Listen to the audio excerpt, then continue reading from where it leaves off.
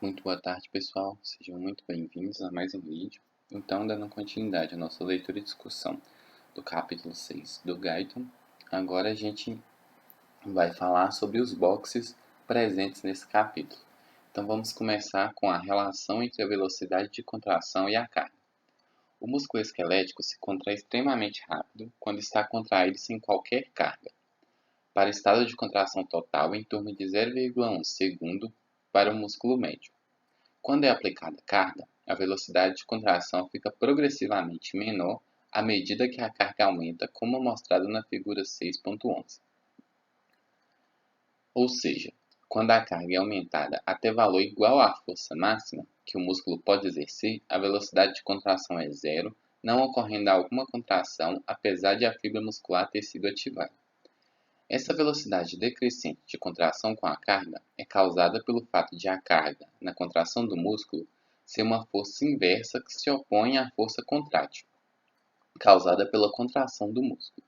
Portanto, a força efetiva disponível para causar velocidade de encurtamento é de modo correspondentemente reduzida.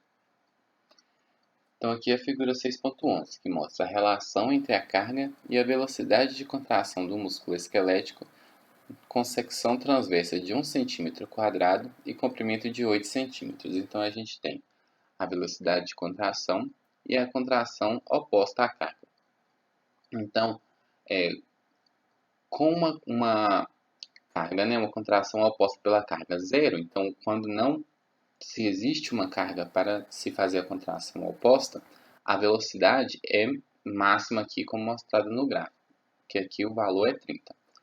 A maneira que a contração da carga a ser levantada vai aumentando em quilos, então se a carga tem 1 kg, 2, a velocidade de contração vai diminuindo.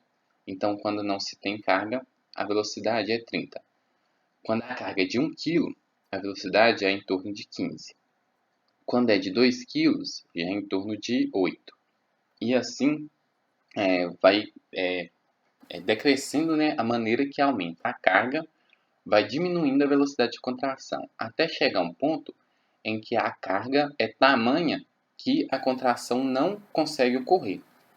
Então, a carga fica tão pesada, onde mesmo chegando o estímulo para o músculo contrair, o músculo não vai contrair devido ao volume, ao peso, à massa que a carga apresenta. Então, aqui, por exemplo, deu a quilograma, 4 quilogramas, então a velocidade aqui já zerou, porque chegando nesse ponto, houve o estímulo, o nervo levou o estímulo até o músculo para que contraísse, mas a carga é tamanha que, mesmo havendo esse estímulo, não houve a contração, já que o músculo não conseguiu superar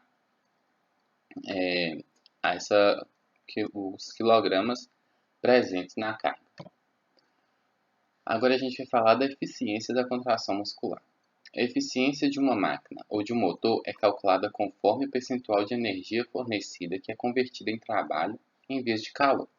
O percentual da quantidade de energia fornecida ao músculo, a energia química dos nutrientes, que pode ser convertida em trabalho, mesmo sob as melhores condições, é menor do que 25, com o restante se transformando em calor.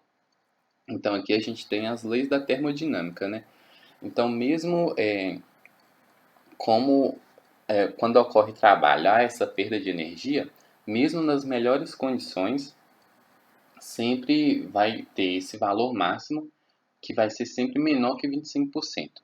Então, de toda a energia convertida, o resultado gerado para a contração mesmo vai ser menos que 25%, e todo o restante vai ser transformado em calor, seguindo os princípios das leis da termodinâmica.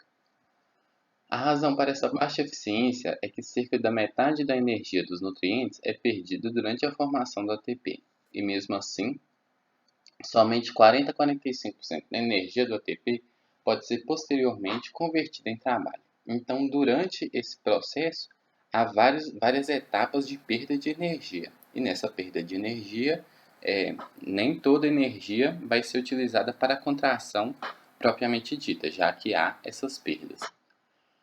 A eficiência máxima só pode ser conseguida quando a contração muscular ocorre com velocidade moderada. Se o músculo se contrai lentamente ou sem qualquer movimento, pequenas quantidades de calor de manutenção são liberadas durante a contração, mesmo que pouco ou nenhum trabalho seja realizado, fazendo com que a eficiência de conversão diminua a zero. De modo inverso, se a contração for muito rápida, grande quantidade de energia é usada para superar a fricção viscosa no próprio músculo, o que também reduz a eficiência de contração. E, geralmente, ocorre a eficiência máxima quando a velocidade de contração fica em torno de 30% da máxima. Então, essa eficiência máxima na contração, ela não vai ser nem quando o músculo ocorre lentamente, nem quando o músculo contrai lentamente, nem quando o músculo contrai rapidamente, já que há esses processos de perda de energia. Então, a eficiência máxima gerada quando o músculo vai perder menos energia, lembrando que sempre há perda de energia, nunca vai ter 100% de aproveitamento de toda a energia para a contração. Então, a velocidade onde a eficiência vai ser máxima vai ser em torno de 30% da velocidade máxima. Características da contração do músculo como um todo. Muitas características da contração muscular podem ser demonstradas pela produção de um abalo muscular, muscle twist. Este pode ser produzido por meio da excitação elétrica instantânea no nervo muscular ou um breve estímulo elétrico, originando contração breve e abrupta que dura a fração de segundo. Contração isométrica versus isotônica.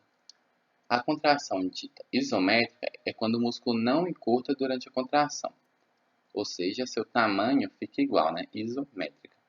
Isotônica é quando encurta, mas sua tensão permanece constante por toda a contração. Então, isotônica. O tônus, essa tensão continua igual, mas o comprimento vai ser encurtado. Sistemas para regular os dois tipos de contração muscular são mostrados na figura 6.12. No sistema isométrico, o músculo se contrai contra um transdutor de força sem que ocorra encurtamento do músculo, como mostrado no lado direito da figura 6.12. No sistema isotônico, o músculo se encurta contra a carga fixa, e esse sistema está ilustrado do lado esquerdo na figura, onde se pode observar o músculo levantando o peso. As características das contrações isotônicas dependem de carga contra a qual o músculo se contrai além da inércia da carga. Entretanto, o sistema isométrico, em termos estritos, só registra a variação da força da própria contração muscular. Por isso, o sistema isométrico é comumente mais utilizado quando se comparam as características funcionais dos diferentes tipos de músculo. Então, aqui, na figura 6.12, a gente pode ver o sistema isotônico e isométrico para registro das contrações musculares. Então, existe o quimógrafo, que é onde vai ser registrado os pesos, o eletrodo de estimulação e o músculo. Então, aqui vai ser exercida a força, onde a tensão exercida no músculo vai ser sempre a mesma, mas o comprimento vai alterar. Então, é o sistema isotônico. Vão ser colocados pesos aqui, o comprimento do músculo vai mudar, e com isso vai ser registrado no quimógrafo essa variação do comprimento do músculo, enquanto a tensão continua igual. Aqui no sistema isométrico vai ocorrer, através dos eletrodos, a estimulação, e vai haver o registro eletrônico, entretanto o comprimento do músculo não vai se alterar.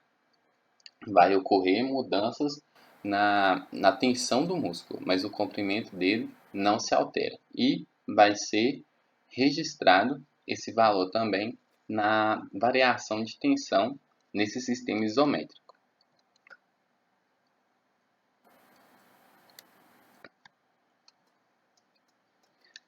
Características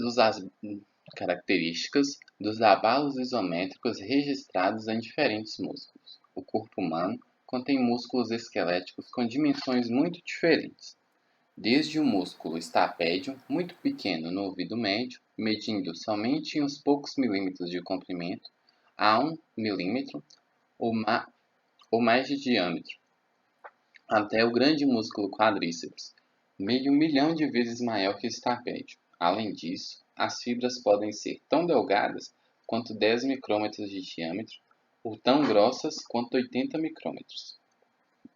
Por fim, a energética da contração muscular varia consideravelmente entre os diferentes músculos. Por isso, não é surpreendente que as características mecânicas da contração muscular sejam diferentes entre diversos músculos. Então, como há diferentes músculos no corpo, né? Então, compostos por diferentes tamanhos, diferentes quantias de fibras e diferentes volumes dessas fibras,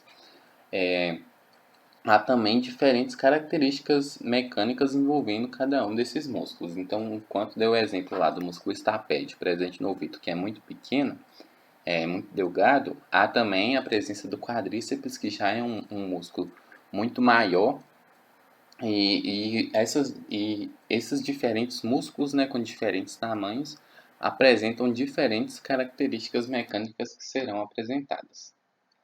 A figura 6.13 mostra o registro das contrações isométricas de três tipos de músculo esquelético: um músculo ocular, com contração isométrica de menos do que 1/50 segundos, o músculo gastrocnêmio com duração de contração de cerca de 1/15 segundo, o músculo sóleo com duração de contração de cerca de 1/5 segundo. É interessante que essas durações de contração sejam adaptadas para as funções dos respectivos músculos. Então aqui trouxe três músculos diferentes, né? Que foi trazido a duração de contração nesses três músculos. Então a diferença enquanto alguns a duração de contração é muito rápida, como o músculo ocular, e outros já é mais lenta, como o músculo sólido. Então essas diferenças presentes entre os músculos, de acordo com as funções com que vão executar. Os movimentos oculares devem ser extremamente rápidos para que se possa ser mantida a fixação dos olhos nos objetos específicos para garantir a acuidade visual. O músculo gastrocnêmio deve se contrair com velocidade moderadamente alta para permitir o movimento dos membros com velocidade suficiente para a corrida e para o salto. E o músculo sóleo tem uma função principal, a contração lenta, para o suporte contínuo e por longo período de tempo contra a gravidade. Então, de acordo com as funções exercidas por cada músculo, eles vão apresentar diferentes forças e durações de contração. Então, aqui a duração de contrações isométrica para diferentes tipos de músculo esquelético de mamíferos, mostrando o período latente entre o potencial de ação, a desparalisação e a contração muscular. Então, a gente tem a força de contração e os milissegundos. Em verde, aqui em azul, né, tem a duração da despolarização. Em verde, a gente pode ver o músculo ocular. Então, a força de contração dele ocorre atingindo, né, esse pico máximo, só que o tempo a gente pode comparar que é um tempo muito curto. Então, a duração de contração dele é muito curta. Isso por quê? Porque os olhos, né, necessitam se movimentar muito rápido e muitas vezes para que se possa ter uma acuidade visual, para que a visualização do que seja necessário seja rápida. Então, para isso, esse músculo ocular tem esse pequeno tempo para a duração de contração. Aqui, em amarelo, a gente pode ver o gastrocnêmio, que já apresenta uma duração de contração maior. Então, o tempo, né, para contrair vai ser um tempo maior que o músculo ocular. Isso pela a função que exerce, que vai exercer função principalmente no processo, né, de andar, de correr, de saltar. Então, ele necessita de um período considerável de duração de contração, mas não tanto quanto o músculo ocular. E por fim, em vermelho, a gente pode ver o músculo sólido. Então, aqui esse músculo, a função dele já é mais relacionada a manter o corpo em pé, então funcionar atuando contra a gravidade. Então, ele não necessita de movimentos contratórios rápidos.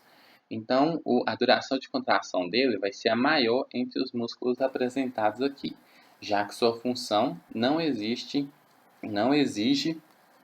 uma duração de contração tão lenta quanto o trazida, né, no músculo ocular.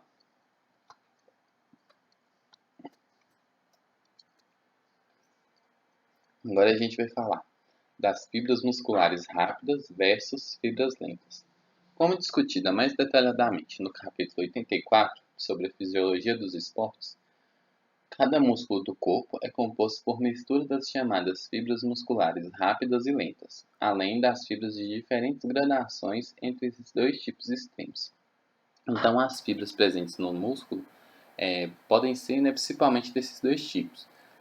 São chamadas fibras musculares rápidas e fibras musculares lentas, além de existirem variações entre esses dois tipos de fibra. Os músculos que reagem rapidamente, como o tibial anterior, são compostos em sua maior parte de fibras rápidas, com apenas pequeno número de variedade lenta. Então, os músculos que se contraem mais rapidamente, a maior parte das fibras presentes nesses músculos são fibras musculares rápidas e apenas poucas fibras musculares lentas. Inversamente, músculos que respondem lentamente, mas com contração prolongada, como o sólio, são compostos na maior parte por fibras lentas. As diferenças entre esses dois tipos de fibras são descritas a seguir.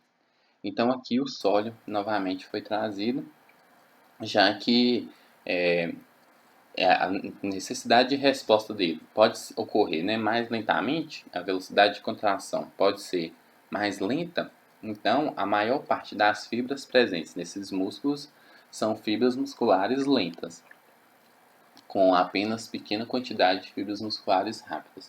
Assim, de acordo com a função com que o músculo exerce, ele pode apresentar mais ou menos diferentes tipos de fibras rápidas ou lentas.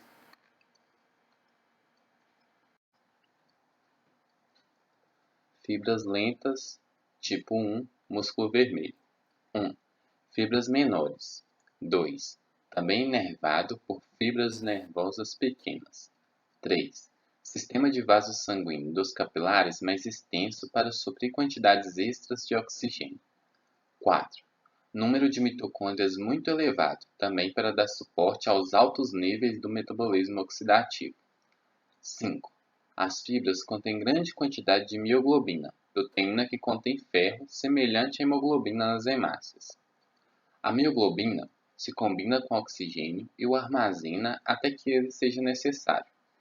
Isso faz também com que o transporte de oxigênio para as mitocôndrias seja acelerado. A mioglobina dá ao músculo lento sua aparência avermelhada e o nome de músculo vermelho. Então aqui a gente vê algumas características dessas fibras lentas. Então são fibras, né, onde predomina o metabolismo oxidativo, ou seja, a presença da utilização do oxigênio pelas fibras para a geração de ATP, e são fibras menores e inervadas por fibras nervosas também menores. E para a geração dessa energia, como é utilizado esse metabolismo oxidativo, há também uma grande quantidade de mitocôndrias para o suprimento, né, desse metabolismo oxidativo. E como esse metabolismo oxidativo necessita de oxigênio, há essa mioglobina, que é a proteína que faz esse armazenamento, essa colheita, né, e armazenamento do ferro para esse músculo. E essa mioglobina é que também dá esse aspecto vermelho para esse tipo de fibra, por isso é chamada de músculo vermelho. Agora, fibras rápidas, tipo 2, músculo branco. Fibras grandes com grande força de contração. 2. Retículo sarcoplasmático muito extenso, para a rápida liberação de íons cálcio para desencadear a contração. 3. Grande quantidade de enzimas glicolíticas para a rápida liberação de energia pelo processo glicolítico. 4. Suprimento de sangue menos extenso devido ao metabolismo oxidativo tem importância secundária. 5. Menor número de mitocôndrias, também porque o metabolismo oxidativo é secundário. Ao déficit de mioglobinas vermelhas no músculo rápido, damos o nome de músculo branco. Então, aqui as fibras rápidas, né? Chamadas de fibras do tipo 2 ou músculo branco. Então, são fibras maiores que as fibras lentas, com um retículo sarcoplasmático extenso, e o ATP advém principalmente daquelas vias glicolíticas, então, da formação do ATP, gerando como resíduo o ácido pirúvico e o ácido lático. E esse metabolismo não utiliza o consumo de oxigênio. Com isso, o suprimento sanguíneo dessas fibras são menores, o número de mitocôndrias também é menor e o número de mioglobina também é menor, já que esse processo glicolítico não necessita de oxigênio e o metabolismo oxidativo nesse tipo de fibra é utilizado secundariamente. Então, o principal tipo é a via glicolítica. Com isso, ela não contém muitas mioglobinas, o que não dá essa aparência vermelha, né, como tem nas fibras lentas. Assim, ele é chamado de músculo branco, já que as fibras lentas do tipo 1 é chamado de músculo vermelho. Agora a gente vai falar da mecânica de contração do músculo esquelético. Unidade motora. Todas as fibras musculares são inervadas por uma só fibra nervosa. Cada motoneurônio que sai da medula espinhal inerva múltiplas fibras musculares, e essa quantidade depende do tipo de músculo. Todas as fibras musculares inervadas por uma só fibra nervosa formam uma unidade motora. Então, cada neurônio, né, vai sair da medula com seu axônio, e esse axônio vai acompanhar o nervo até chegar no músculo. No músculo, esse axônio vai liberar seus terminais axonais, e esses terminais, cada um desses terminais, vão inervar uma fibra nervosa. Então, a união, né, desses terminais axonais, juntos com essas fibras nervosas advindos do axônio de um único neurônio, é chamado unidade motora. Então, esse neurônio liberou esse axônio chegou no músculo, teve suas terminações axonais. Essas terminações axonais, cada uma vai inervar uma fibra muscular, e o conjunto dessas fibras inervadas por essa única fibra nervosa forma a chamada unidade motora. Em geral, pequenos músculos que devem reagir rapidamente e nos quais o controle deve ser preciso têm mais fibras nervosas e menos fibras musculares. Por exemplo, apenas 2 ou 3 fibras musculares por unidade motora em alguns dos músculos da laringe. Então, músculos que necessitam de ação rápida e músculos que necessitam, né, dessa ação rápida vão ter menos fibras musculares para cada axônio. Então, cada axônio vai gerar, no fim, menos terminais axonais, e assim cada axônio vai inervar menos fibras musculares. Então, aqui deu o exemplo de apenas 2 a 3 fibras por unidade motora nos músculos da laringe.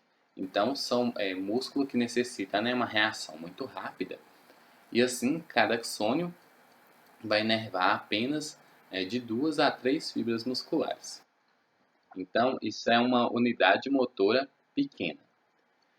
Inversamente, grandes músculos que não necessitam de controle fino, como o músculo sólido, podem ter muitas fibras musculares em uma unidade motora.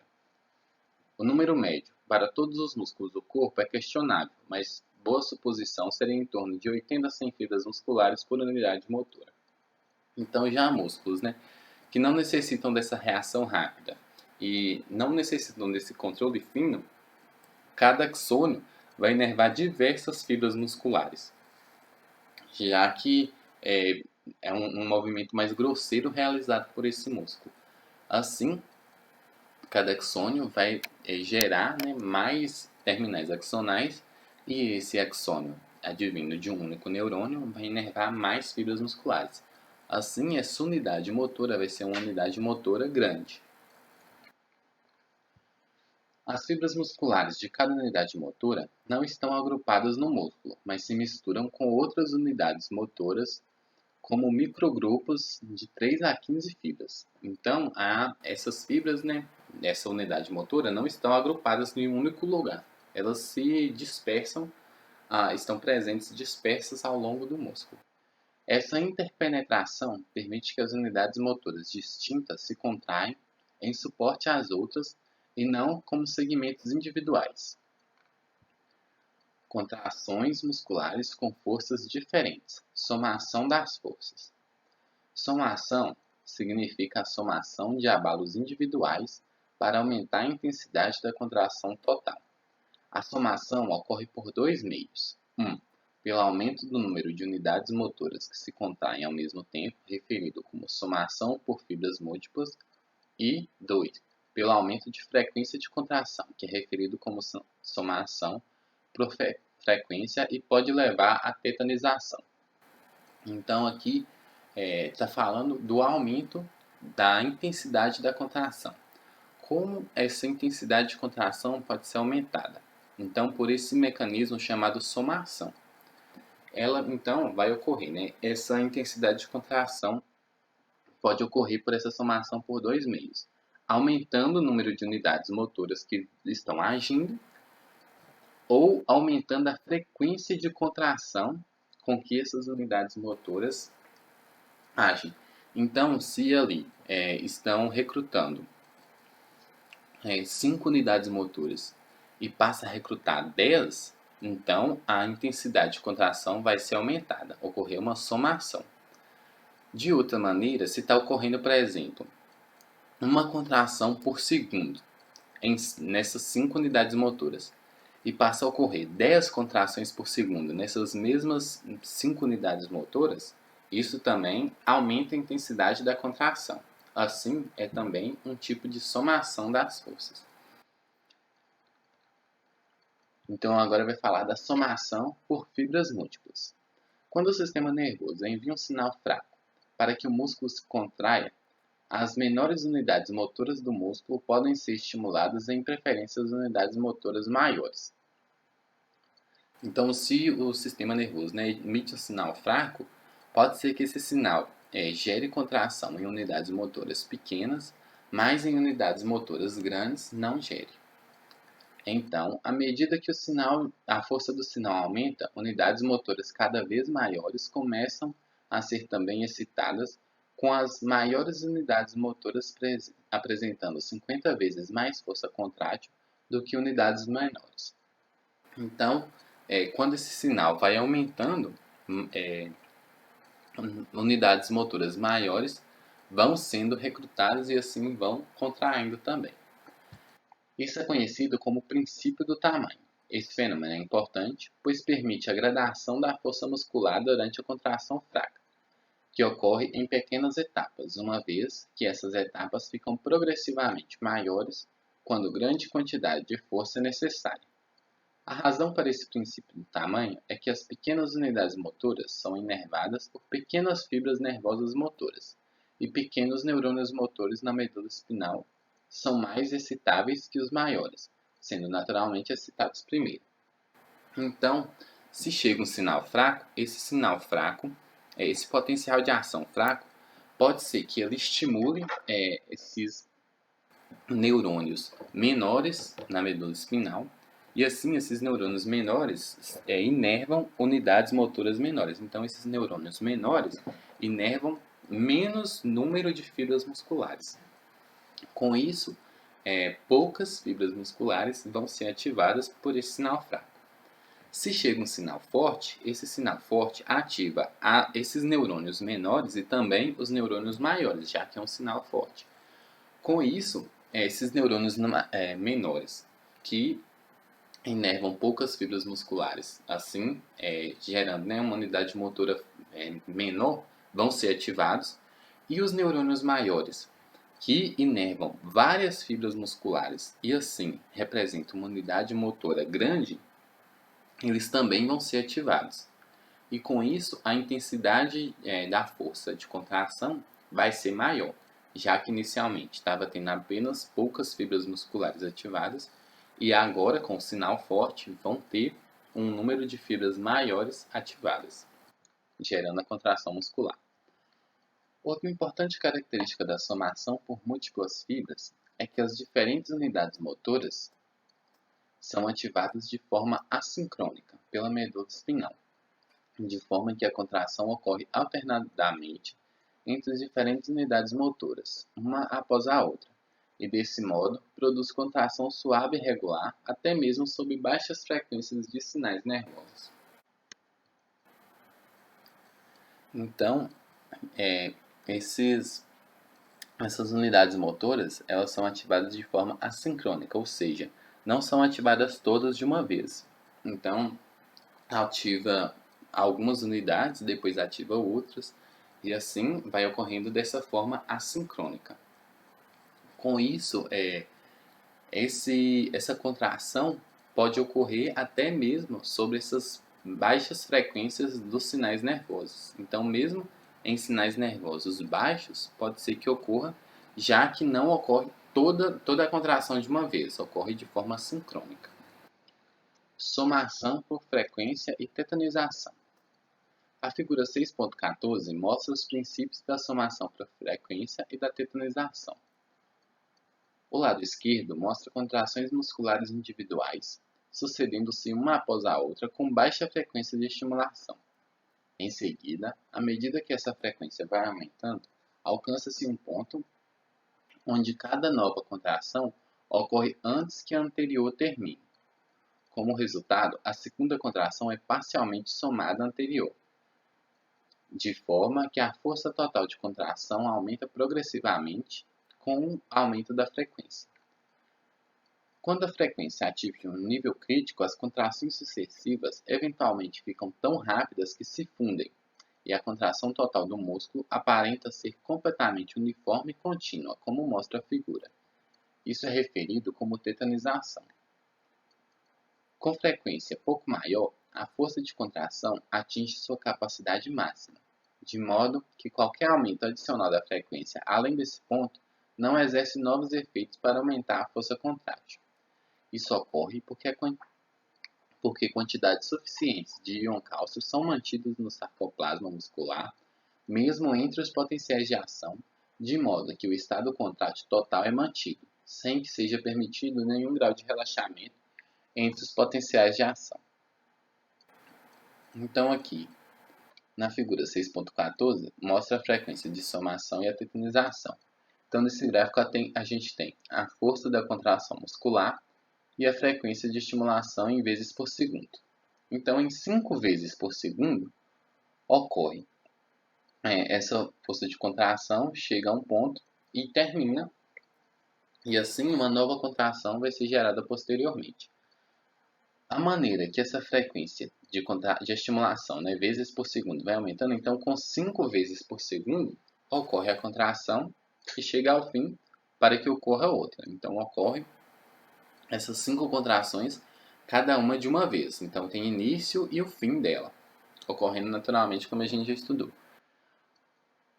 A maneira que isso vai ocorrendo, chegando aqui, chega de cerca de 10 vezes, vai ocorrendo essa frequência aumentada, então são 10 vezes por segundo, e a força de contração ainda continua a mesma, até se aumentar esse valor.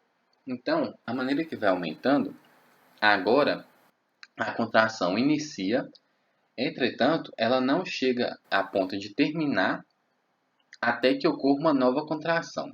Então, a maneira que a frequência aumenta, então o que era 10 agora aqui já são 15. Então, em 15 contrações por minuto, ocorre a primeira contração.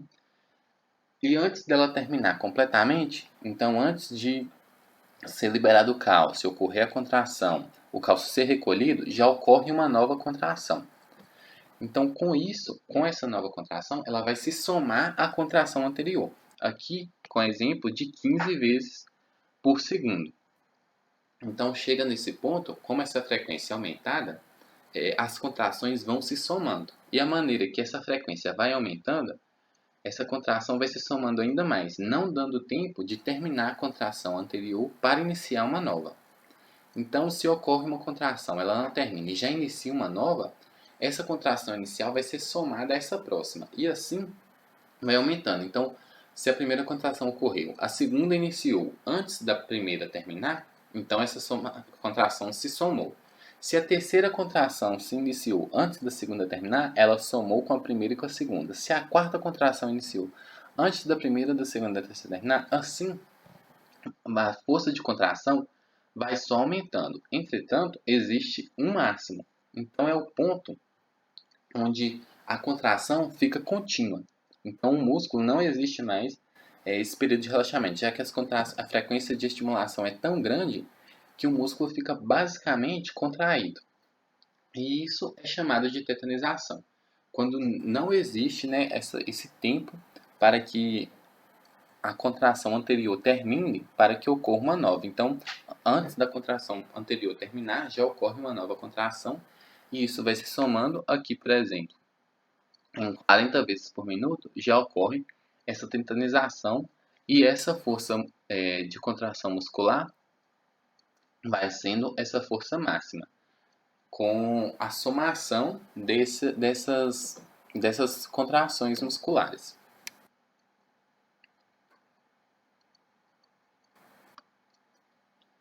Agora a gente vai falar da força máxima de contração. A força máxima de contração tetânica de músculo em atividade, em seu comprimento muscular normal, é em torno do valor médio de 3 a 4 kg por centímetro quadrado do músculo. Então, nesse valor de tetanização, né, quando a força de contração fica máxima, cada centímetro quadrado do músculo vai conseguir levantar cerca de 3 a 4 quilos. Dado que o músculo do quadríceps pode ter até 40 centímetros quadrados em seu ventre, até cerca de 363 kg de tensão podem ser aplicados ao tendão patelar. Assim, pode-se facilmente entender como é possível o músculo arrancar seus tendões de suas inserções ósseas.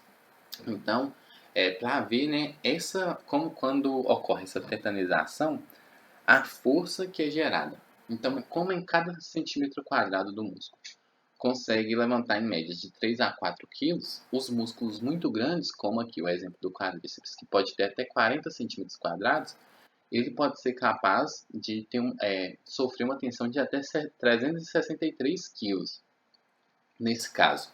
Então, é um ponto onde a contração é tanta que pode ocorrer do músculo arrancar o tendão da sua inserção óssea, devido a esse processo de tetanização, né, quando ocorre essa força máxima de contração. Alterações da força nos músculos no início da contração. O efeito da escada. TREP. Quando o músculo começa a se contrair após longo período de repouso, sua força inicial de contração pode ser tão pequena quanto a metade de sua força após 10 a 50 contrações musculares seguidas. Isso quer dizer que a força de contração aumenta até atingir um platô, fenômeno conhecido por efeito da escada ou TREP. Ainda que todas as possibilidades da causa do efeito da escada não sejam conhecidas, acredita-se que ela seja causado primariamente pelo aumento dos íons cálcio no citosol devido à liberação contínua de mais e mais íons cálcio pelo retículo sarcoplasmático a cada potencial de ação no músculo, e a falha do sarcoplasma de recaptar imediatamente esses íons. Então foi explicado esse efeito em escada, que é quando a contração, né, inicialmente de músculo em repouso, que é inicialmente fraca e vai aumentando até que chega a atingir um platô. Então esse platô ocorre é estimulado, né, hipotetizado, porque não existem muitas explicações sobre esse efeito escada ainda, mas que primariamente ocorre pelo aumento desses íons cálcio no citosol, onde o retículo sarcoplasmático, com cada potencial de ação, não consegue recaptar imediatamente todos esses íons. Então, isso vai gerar esse platô, que é chamado esse efeito em escada. Tônus do músculo esquelético. Mesmo quando os músculos estão em repouso em geral, eles ainda apresentam certa tensão. Essa tensão é conhecida como tônus muscular. Então, mesmo o músculo em repouso, ele apresenta essa tensão basal, né, que é chamada do tônus muscular. Como normalmente a fibra muscular esquelética não se contrai sem que ocorra um potencial de ação para estimulá-la, o tônus do músculo esquelético resulta inteiramente da baixa frequência de impulsos nervosos advindos da medula espinhal. Esses impulsos, por sua vez, são controlados em partes por sinais transmitidos pelo cérebro para o motoneurônio anterior da medula espinal e em partes por sinais originados nos fusos musculares, localizados no próprio músculo. A discussão sobre a relação dos fusos musculares e o funcionamento da medula espinal é encontrada no capítulo 54. Então, existe essa tensão muscular, que é essa tensão existente no músculo quando ele está em repouso. E como essa tensão, né, para que o músculo se contraia, é necessário um potencial de ação, esse potencial advém dessa baixa frequência desses estímulos nervosos vindos desses neurônios da medula espinal ou então desses fusos musculares que estão presentes dentro do próprio músculo. Então, esses dois geram, né, essas baixas frequências e essas baixas frequências vão gerar esse tônus muscular, que é esse estímulo basal de contração. Fadiga muscular. Contrações musculares fortes, perdurando por período prolongado, levam ao conhecido estado de fadiga muscular. Estudos em atletas mostram que a fadiga muscular aumenta em proporção quase direta com a intensidade de depleção do glicogênio muscular. Assim, os efeitos da fadiga surgem em grande parte da incapacidade contrátil e do processo metabólico das fibras musculares de continuar a manter a mesma quantidade de trabalho. Então, em um período de contração contínua por um período prolongado, vai ocorrendo esse processo de fadiga muscular, que ocorre, né, quase proporcionalmente com a queda do glicogênio muscular existente. Então, esse efeito de fadiga ocorre por esse processo de contração excessiva e prolongada. Entretanto, experimentos mostram que também a transmissão de sinais nervosos pela junção neuromuscular, discutida no capítulo 7, pode diminuir, pelo menos por pequena quantidade, após intensa e prolongada atividade muscular e, deste modo, diminuir a contração muscular. A interrupção do fluxo sanguíneo durante a contração do músculo leva à fadiga muscular quase total em 1 a 2 minutos, devido à perda do suprimento de nutrientes, especialmente do oxigênio. Então, essa fadiga muscular também pode ser gerada por esse processo de interrupção sanguínea, já que não está chegando o suprimento de nutrientes e os resíduos não estão sendo levados embora, então pode gerar também esse processo de fadiga muscular. Sistemas de alavancas do corpo. Os músculos atuam pela aplicação de tensão em seus pontos de inserção nos ossos, e os ossos, por sua vez, formam vários tipos de sistemas de alavancas. A figura 6.15 mostra o sistema de alavanca que é ativado pelo músculo bíceps para levantar o antebraço. Então aqui a figura 6.15, o sistema de alavanca ativado pelo músculo bíceps. Então, esse músculo bíceps é inserido, né, em dois ossos, e assim, quando ele se contrai, ele atua como uma alavanca, aproximando, né, já que ele vai diminuir de tamanho, ele vai trazer uma extremidade em próxima à outra nesse efeito de alavanca. Se assumirmos que o músculo bíceps tenha área de secção transversa de 15 cm², a força máxima de sua contração seria cerca de 136 kg. Quando o antebraço está em ângulo reto com o braço, o tendão do bíceps está inserido cerca de 5 cm à frente do fulcro no cotovelo. E o comprimento total da alavanca do antebraço é cerca de 35 cm. Nesse caso, a quantidade de potência de levantamento do bíceps na mão seria somente 1/7 da força muscular de 136 kg, ou mais, precisamente, cerca de 19,5 kg. Quando o braço é totalmente estendido, o tendão do bíceps fica a muito menos que 5 cm à frente do fulcro, e a força para o movimento na mão para diante é muito menor que 19,5 kg. Em resumo, a análise dos sistemas de alavanca no corpo depende do conhecimento 1. Do ponto de inserção muscular. 2. Da distância do fulcro da alavanca. 3. Do comprimento do braço da alavanca. 4. Da posição da alavanca. Muitos tipos de movimentos são requeridos no corpo, alguns deles exigindo grande força e outros exigindo grandes extensões de movimento.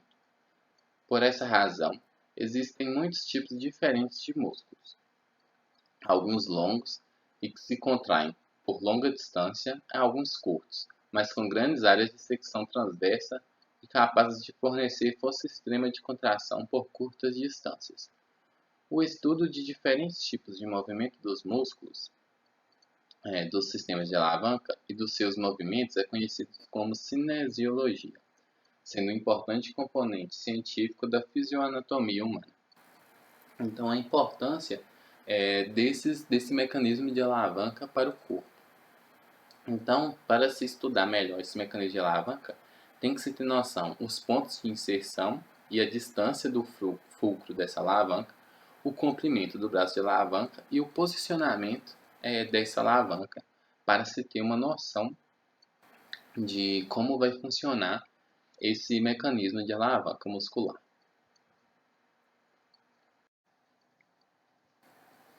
Posicionamento das partes do corpo para a contração dos músculos agonistas e antagonistas em lados opostos de uma articulação.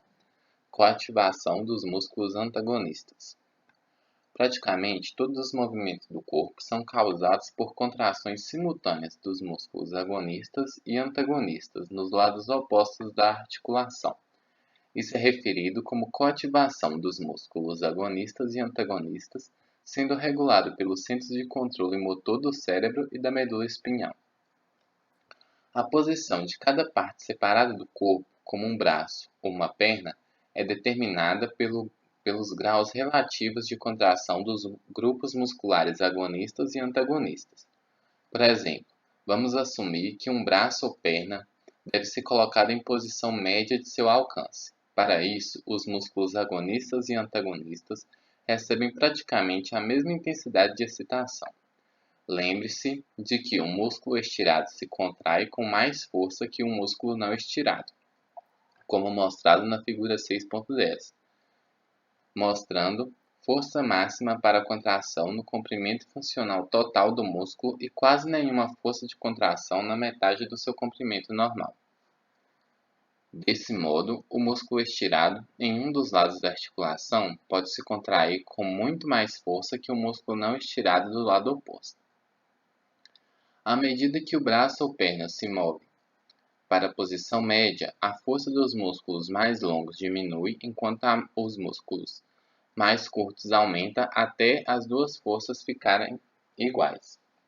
Neste momento, o movimento do braço ou da perna cessa. Assim, pela variação da relação entre os diferentes graus de ativação dos músculos agonista e antagonista, o sistema nervoso determina o posicionamento do braço ou da perna. Então, aqui para a gente lembrar, esses músculos agonistas e antagonistas. Então, para se executar um movimento, existe a ação desses músculos agonistas e antagonistas. Esses músculos, por exemplo, se pegar a perna, por exemplo, a coxa, a parte da frente é um grupo muscular e a parte de trás é outro grupo muscular. Então, se a tendência é trazer a perna para frente, a ação dos músculos agonistas e dos músculos antagonistas. Então, o cérebro vai emitir sinais até a medula espinal. Esses sinais saídos da medula espinal vão até essas fibras musculares presentes nesses músculos, e esses músculos atuam em conjunto para levar o membro até a posição esperada, com ações nos músculos agonistas e antagonistas. Vamos aprender no capítulo 54 que o sistema nervoso motor tem mecanismos adicionais importantes para compensar as diferentes cargas musculares quando dirige esse processo de posicionamento. Então, como foi citado naquele box, a figura 6.10 novamente mostra a relação do comprimento muscular com a tensão, tanto quanto durante a contração muscular. Então, é só para a gente relembrar, né? Que a tensão antes da contração em azul e a tensão durante a contração. Então, antes da contração, em um comprimento normal, a tensão do músculo é um valor. Se o músculo estiver estirado, com 2 vezes seu tamanho normal, seu comprimento normal, a sua tensão é muito superior. Enquanto se ele estiver aqui com metade do seu tamanho, no caso contraído, né, sua tensão é 1, e se ele estiver mais estirado aqui, por exemplo, no valor normal durante a contração, sua tensão também vai ser muito maior. Então, tanto durante a contração quanto antes da contração, comparando-se, né, o comprimento do músculo, durante a contração, se o comprimento do músculo for maior aqui, saindo de metade do normal para o normal, a tensão aumenta. E se antes da contração o músculo sai do normal para 2 vezes o normal, a tensão também aumenta, mostrando essa variação do comprimento com a tensão do músculo. Remodelação do músculo para se ajustar à sua função. Todos os músculos do corpo são continuamente remodelados para se ajustar às funções que são requeridas deles.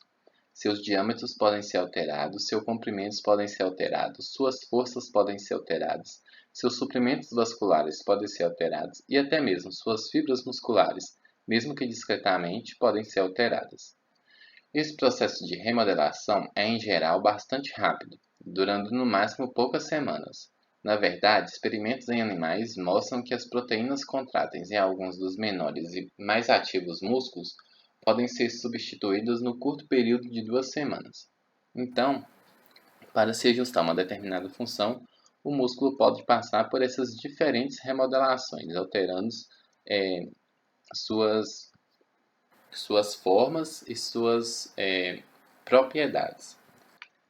Hipertrofia e atrofia musculares. Quando a massa muscular total aumenta, isso é referido como hipertrofia muscular. Quando a massa muscular diminui, o processo é referido como atrofia muscular. Virtualmente, toda hipertrofia muscular resulta do aumento do número de filamentos de actina e de miosina em cada fibra muscular, produzindo aumento dessa fibra, isto é designado simplesmente por fibra hipertrofiada. Hipertrofia em grau muito maior ocorre quando o músculo trabalha contra a carga durante o processo contrátil. Apenas poucas e fortes contrações a cada dia são necessárias para causar hipertrofias significativas dentro de 6 a 10 semanas. A maneira pela qual as contrações vigorosas levam à hipertrofia não é conhecida. O que é sabido, entretanto, é que a intensidade da síntese de proteínas contráteis no músculo é bem maior quando a hipertrofia está se desenvolvendo, gerando também aumento progressivo dos filamentos de actina e miosina nas miofibrilas, com frequência aumentando por até 50%. Por sua vez, observou-se que algumas miofibrilas, de forma independente, se dividem nos músculos hipertrofiados para formar novas miofibrilas, mas o quanto isso é importante para a hipertrofia muscular usual ainda não é conhecido. Então, aqui basicamente escreveu esse processo de hipertrofia, né? Quando se exerce essa contração contra determinadas forças, como por exemplo o levantamento de pesos nas academias, isso estimula o músculo a realizar esse processo de hipertrofia e assim ele vai aumentar de tamanho. Junto com o número crescente do tamanho das miofibrilas, o sistema enzimático que fornece energia também aumenta. Isso é especialmente válido para as enzimas para a glicose, possibilitando o rápido suprimento da energia durante as curtas e vigorosas contrações musculares.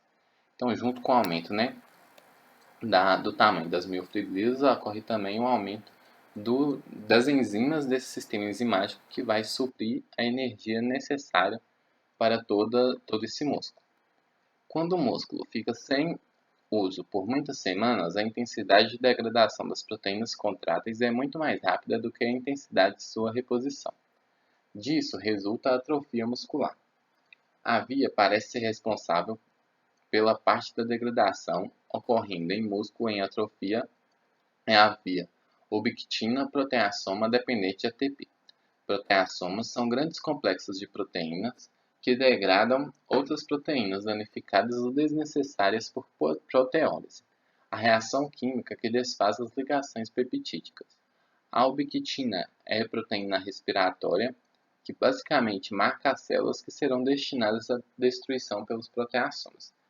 Então, quando o corpo, né, vê que esse músculo não está sendo necessário, inicia-se o processo de proteólise, então a queda dessas proteínas.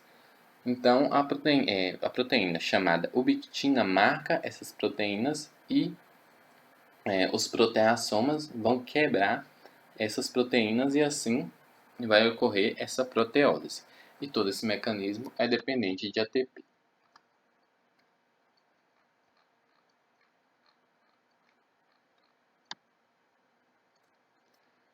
Recuperação da contração muscular na poliomielite.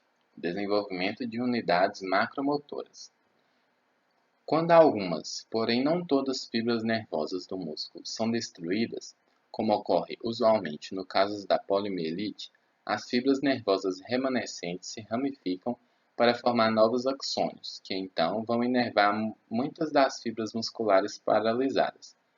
Esse tipo de reação forma grandes unidades motoras referidas como unidades macromotoras, podendo ter até 5 vezes o número normal de fibras musculares para cada motoneurônio da medula espinhal. Isso reduz a eficiência e a finura do controle que a pessoa tem sobre seus músculos, mas permite que os músculos voltem a ter possibilidade de variar sua força. Então, na doença, né, poliomielite, ocorre a destruição dessa inervação das fibras musculares. Com isso, os axônios que restaram podem se desenvolver e inervar essas fibras que perderam sua inervação. Assim, as unidades motoras vão ficar maiores, então cada axônio vai inervar mais fibras musculares e as unidades motoras vão ficar maiores. Isso vai reduzir a eficiência e a finura dos movimentos, entretanto, vai permitir com que ainda exista, né, esses movimentos. Rigidez cadavérica rigor mortis. Algumas horas após a morte, todos os músculos do corpo entram no estado de contratura conhecido como rigidez cadavérica ou rigor mortis. Ou seja, os músculos se contraem e ficam rígidos mesmo sem potenciais de ação. Essa rigidez resulta da perda de todo o ATP que é necessário para a separação das pontes cruzadas dos filamentos de actina durante o processo de relaxamento. Os músculos permanecem rígidos até que as proteínas musculares degenerem em torno de 15 a 25 horas, o que provavelmente resulta da autólise causada pelas enzimas liberadas pelos lisossomas. Todos esses eventos ocorrem mais rapidamente nas temperaturas mais altas. Então aqui é dado o exemplo quando alguém morre, que inicialmente vai haver essa rigidez cadavérica, onde o corpo vai desenvolver essa contratura. Isso ocorre por quê? Como a gente estudou lá em cima, para que as pontes cruzadas, né, então a cabeça da miosina se separe da actina durante o processo contratório, é necessário a ligação de uma ATP. Entretanto, como a pessoa, né, vai ter morrido, não vai estar ocorrendo essa geração de ATP. Com isso, esse desligamento das pontes cruzadas do filamento de actina não vai ocorrer. E assim, o músculo vai continuar contraído permanentemente. E após esse período de tempo, né, de 15 a 25 horas, vai começar a iniciar o processo de destruição do próprio corpo por essas enzimas presentes, né? Aí já inicia o processo de decomposição. E então, nesse momento, essa contratura pode se desfazer por esse processo de degeneração e com isso vai iniciar o processo de decomposição desse corpo e a rigidez cadavérica por fim se desfaz. E então, agora a gente encerra, né, com as referências utilizadas para a confecção desse capítulo 6 do Guyton. Espero que vocês tenham gostado. Se inscrevam no canal, siga a gente no Instagram, deixe seu like. Qualquer comentário, qualquer dúvida, qualquer sugestão, pode deixar aqui nos comentários ou fazer lá no Instagram. A gente está sempre disponível. Desculpem qualquer erro que possa ter ocorrido. A gente também está disponível para corrigi-los. E no mais, muito obrigado por ter estudado com a gente e por ter acompanhado mais esse capítulo com a gente. E até o próximo vídeo.